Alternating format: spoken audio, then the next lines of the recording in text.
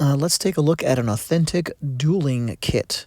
One box containing everything a gentleman needed to risk his life and fight for his honor.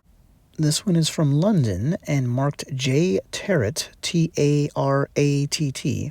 I love these. You've always got the fancy wood box, usually with a locking mechanism, maybe always with a locking mechanism. And this one shows its age, but that's okay. I took my daughter to see this with me. Usually don't take the kids to see the antique weapons, but she loves the show Hamilton, as do I, so I thought she would get a kick out of it, and she did. Like, hey, Hamilton opens up that box with his dueling pistols. Here's an actual example of what it would have looked like. And the Burr-Hamilton duel is, of course, the most famous one in American history, but part of a long tradition, and much longer than I thought, at least according to some sources. I'm talking about in the overall Western tradition and not just in America. I might even go all the way back to ancient Rome and their wars with the Celts.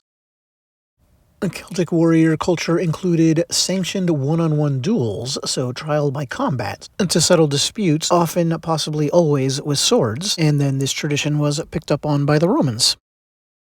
But we often think of this kind of thing, and rightly so, in association with the Middle Ages. And so remember, these are officially sanctioned fights. Two people, nobles, have a problem, they appeal to authority, and authority allows them to do this. This is called judicial combat. Commoners could be allowed as well. It depends on the time and place.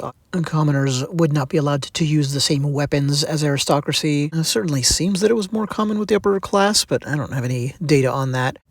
Here's a really fun image and data point. This was a great find for me when I was writing my first book. Here is a sanctioned fight, a judicial fight between a husband and wife. But the big thing as far as the object we're going to look at in today's video is, of course, this practice of settling things with one-on-one, kind of arranged one-on-one combat continued into the Renaissance, became a huge part of the culture then. We're told it was the countries speaking the Romance languages that really pushed this to the rest of Europe.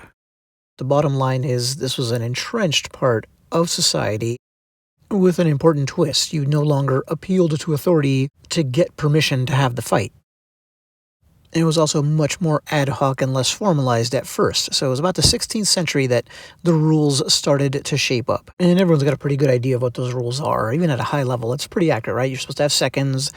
They're the messengers that issue the challenge, receive the challenge, handle the negotiations to see if a fight can be avoided, and arrange the fight, and then ensure it's conducted fairly if not. That's all the Disney version. Of course, there was cheating, but maybe not as much as we might think, because this really was a matter of honor. Your reputation was on the line, and the ultimate goal was to prove that you were willing to risk your life in service of your reputation, your honor. High society put a huge premium on all of this, so if you were caught cheating or seen to have not acted in a gallant manner in the duel, even if you survived it, you kind of lost. And what's most important for us is that, of course, firearms eventually became a part of this. For a while, they existed simultaneously with swords, so some duels were sword and pistol. Like, you'd shoot at each other first, and if you both happen to live, then you'd draw your swords and have at each other. In one duel, it was that exact same process, except on horseback. But eventually, of course, the standard became standing and using just pistols, like this one here. So let me tell you a little bit about it and its twin. They are 36 caliber, sport 6-inch barrels. You can see I love the octagonal barrels. Does anybody know why that stopped being a thing? Anyway, as you can see, these are really nice. Yeah, because they were made for rich people. This was an expensive purchase. And as you can imagine, just like a rapier owned by a noble, it probably wasn't going to be a real plain Jane sword. Same thing with the firearms. Those are walnut grips, by the way. I'm not a firearm expert, much less an antique firearm expert, but looks like a great piece of work. And here's what the whole arrangement looks like when it's in the box. Everything you need, all the accessories, it's got the green felt, and made to impress. By the way, I don't have a date or date range for this here, but clearly from what I think we would call maybe the heyday for this kind of dueling. Man, now I'm going to pan around and let you see some of the different components. Then I'm just going to end the video with a succession of pictures for anyone who wants some more detailed shots of these individual accessories. And that starts right about now, so enjoy that if you're going to stick around for it. And either way, thanks.